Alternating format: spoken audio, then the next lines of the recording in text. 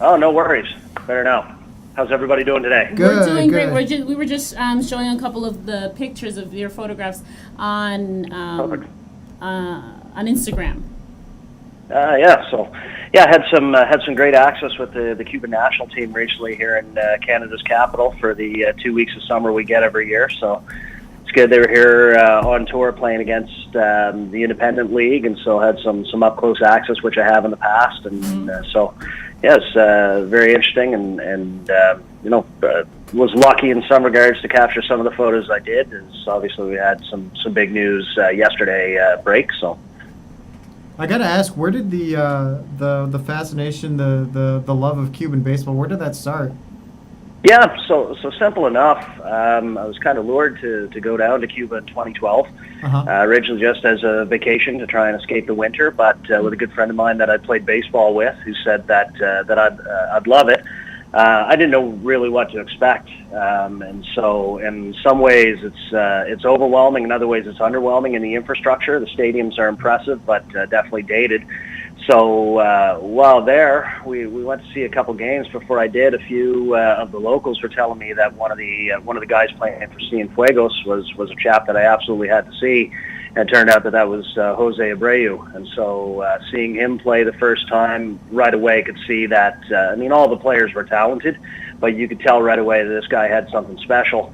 And within about 6 months of that, he was playing in the majors. And then in subsequent trips, it just seemed like every time that I went down, I'd kind of see a player look and go, I bet you that guy, if the majors could get a hold of him, could really have an impact, and seemed to happen fairly consistently. So. That's awesome. And so was Yoelqui's one of these guys that you kind of thought?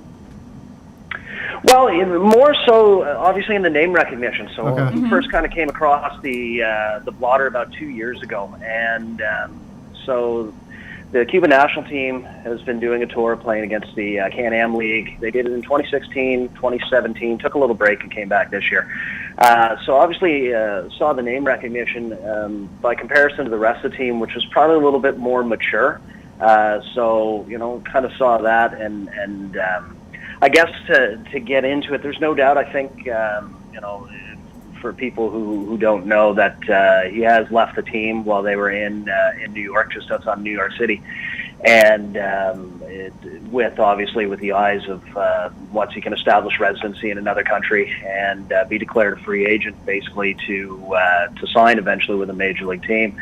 The caveat I might give on it is that he is only half brother of Yoenis Cespedes, the star of the Mets, and his older brother is probably the most gifted power hitter to come out of Cuba. So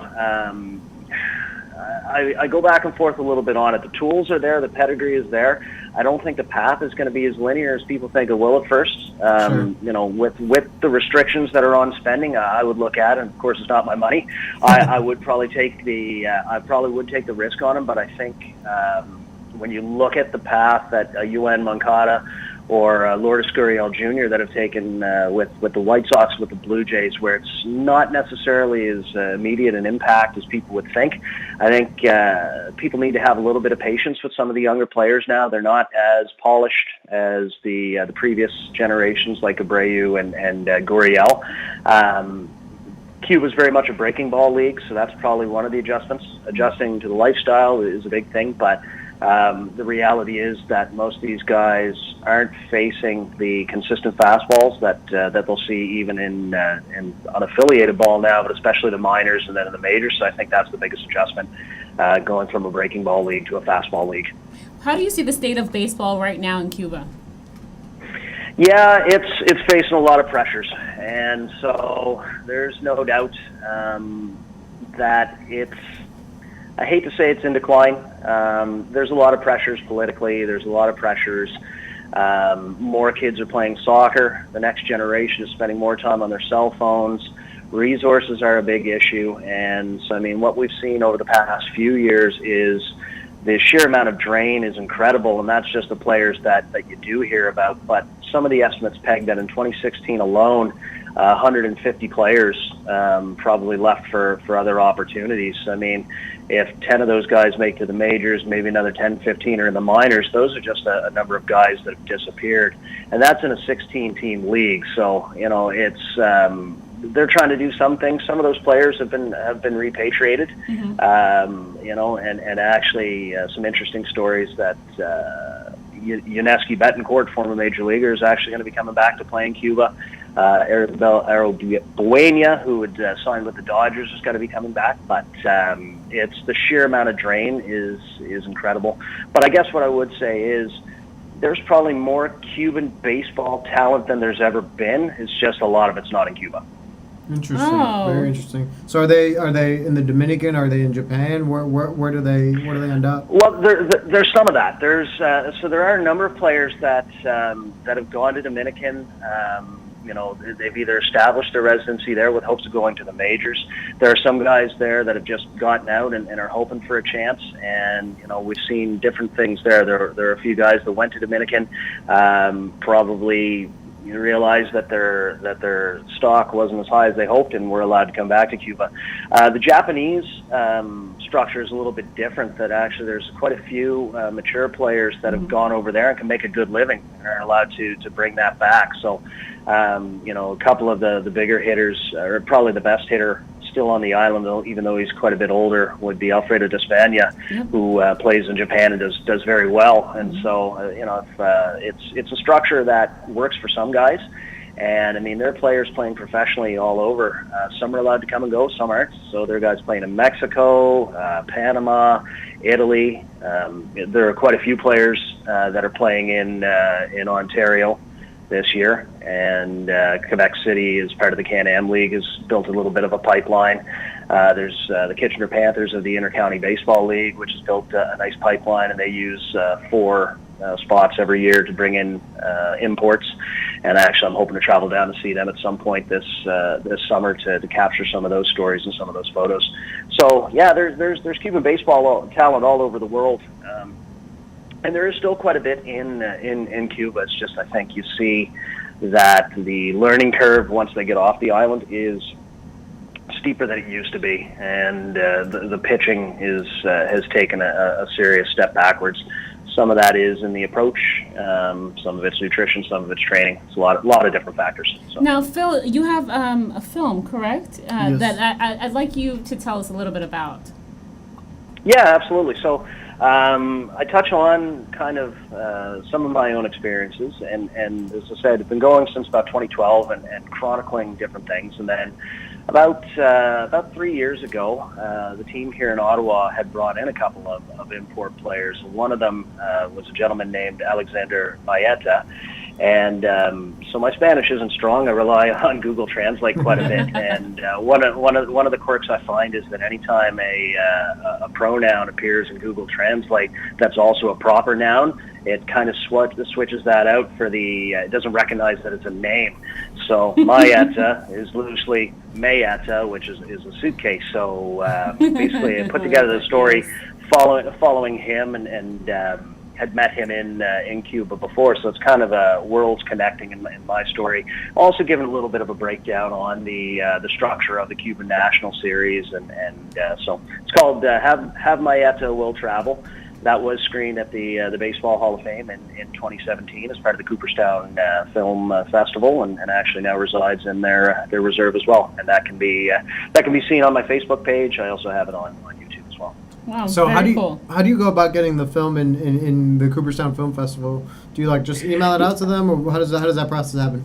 Yeah, no. So I'd found out about it and kind of set that as a goal. And before I had crafted the film itself, I'd done a number of video projects. I do some short info videos, and some of them you'll see on the Instagram page there. So I got into contact for the film festival and sent a couple samples, asking if that seemed to be in line with what they might be looking for. And they said, "Oh, this is good, but we're looking for maybe a little bit more narrative." So I said, "Okay, let me see what I can do." Kind of put that together and then submitted it, and sure enough, was accepted and came down on the beautiful September weekend in 2017 and displayed that, and was up with some pretty heavy hitters as it goes, and probably the best compliment that I received was when displayed with another film. One of the audience members asked them what their budget was. I said, oh, we got about $500,000 in funding. He leans to me and goes, what was your budget? I looked and said, what's a budget? That's awesome. That's a great response. That had to feel like kind of like an I did it moment, right? Like, validated almost. Yeah, absolutely. And so, I mean, it's I like to joke that I was the second Selig to go into the Hall of Fame. And I was going to say, is there any relation?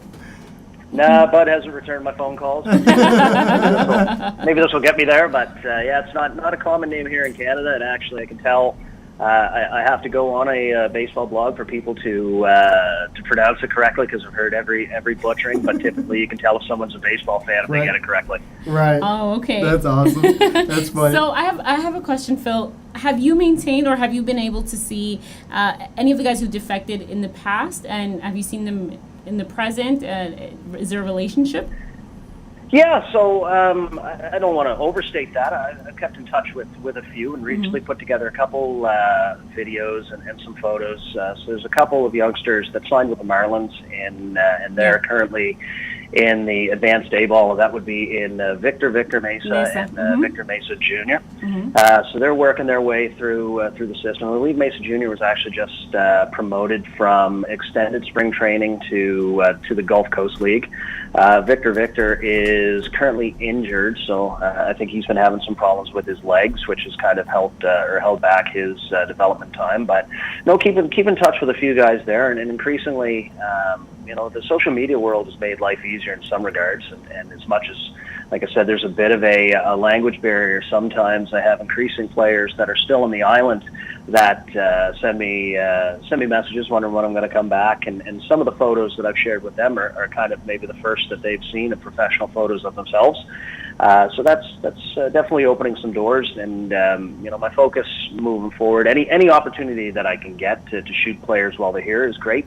I try to get down to Cuba at least once, maybe twice a year, and that seems to be opening some doors. More guys are familiar with me and kind of mug for the camera when they see me, and creating and with the digital realm is actually pretty fascinating. That you would think that they wouldn't be able to see a lot of the stuff, but they do, and so Wi-Fi, as they like to call it on the island, the Wi-Fi is definitely increasing and opening some doors, and I'm probably more popular in Cuba than I am in Canada.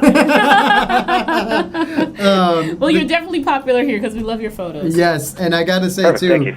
The CanAm League, there's a special connection between Cuban players and the CanAm League, and there has been for a while, right? And for those, could you explain that to people who maybe aren't familiar about that?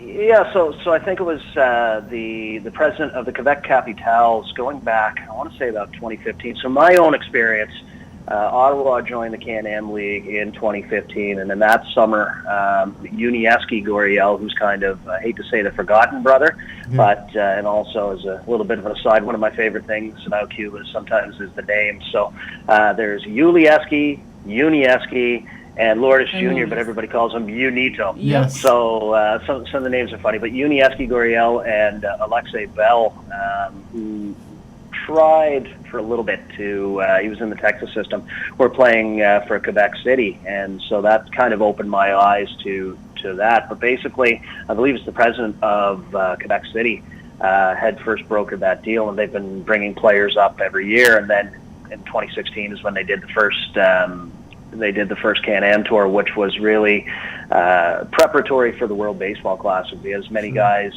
as possible that were going to be playing together there to kind of bond and play together. And actually, the most recent tour is kind of a preparatory for the Pan American Games, which I think are going to be happening in August in Lima, Peru. So, so there's been quite a bit of an infusion.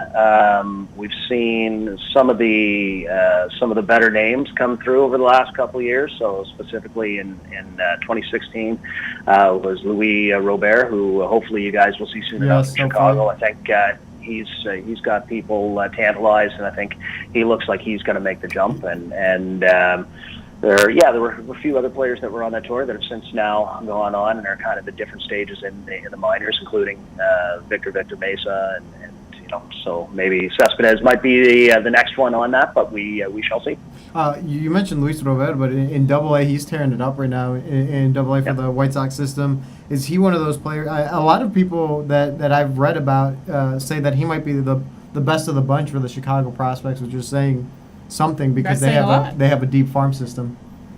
Yeah, no doubt. It's he looks to be legit. Like I said, he's kind of a crop. If this sounds funny, he's a crop of young Cuban players that are better athletes, but that doesn't guarantee a better ball player, except that I think that he might be a little bit ahead of it. Sure. And he's one of the guys that definitely during his time in the Cuban League, I think he even won the MVP in 19 or something in those regards, was a key member of a couple championship teams. So he stood out, and he's definitely. I was following a little bit more at the beginning of the year when he was with A-Ball, but got off to a hot start. It looks like that's continuing in Double A, and so I think depending on what their path is for him, we could probably see him in September. But I think he's one of the guys that will probably make that instant impact. Well, pulling for him anyway. So now, speaking about players and playing internationally and their path, how do you think that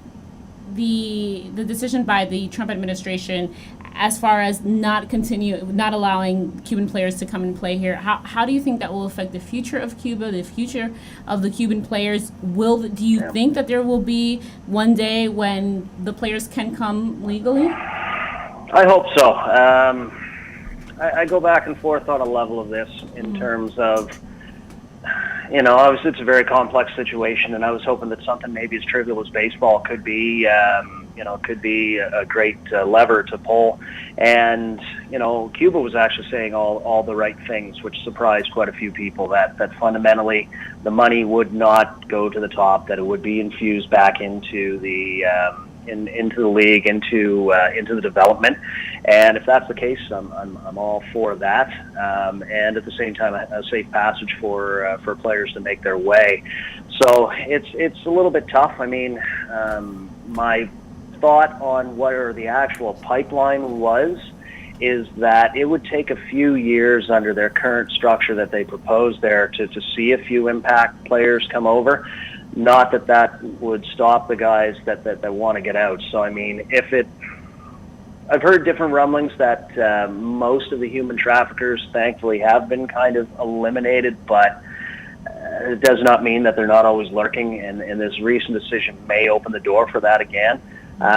This is largely conjecture on my part. I think that the top level guys will always be somewhat insulated. They'll have people of influence giving them good advice. It's more on the human side, the humanitarian side, that there's probably a lot of guys that maybe they're fringy prospects, but they get the wrong person in their ear that could potentially manipulate them, and that's a dangerous thing, and I don't think anybody wants to see that. So yeah. Because for as many Jose Abreu's and Yuli Gurriels, there's double the amount that won't reach that level, unfortunately. And just like here in the States. Yeah, States, anywhere. Not everybody makes it, unfortunately. Yeah, it's a tough road, and so I mean, I guess the eventual hope would be for a freer, more prosperous Cuba, with baseball thriving on all kinds of different levels, with some money being infused in there, and so I mean, some of it is happening, but it's very complex, and even with as much as I know about it, I'm still confused by a lot of it. And when you think things are going one way, then they go another. So it's very interesting. But it's a wonderful baseball culture that I'd love to see preserved, grow, and thrive, and as long as in any way that I can help to do that, to try to, and it's one of the safest places I've ever visited, and the people are friendly, and they love to share the baseball culture with you. It's just not that easy sometimes. Yeah, they kind of struggle on the marketing side, as you can well imagine. Yeah, and I will say your website or your the work you do is great, and you really elevate the Cuban Baseball League and Cuban baseball. Is there like what's next for you? Like, is there something that you hope to accomplish soon? Well, and at the same time, I'd like to give a shout out to a guy who's done a little bit of work for you as well, and that hopefully I'm going to partner with a little bit more in the future, and that's Yusuf Diaz, in down in Miami for Pelota Cubana blog. He breaks a lot of great stories, and had an opportunity to kind of sit down with him recently. We're hoping, if things work out, to maybe capture the Caribbean series in the spring, and kind of take his storytelling. There's only so far I can go with it, with the lack of Spanish. I'm trying to learn more Spanish. Sure.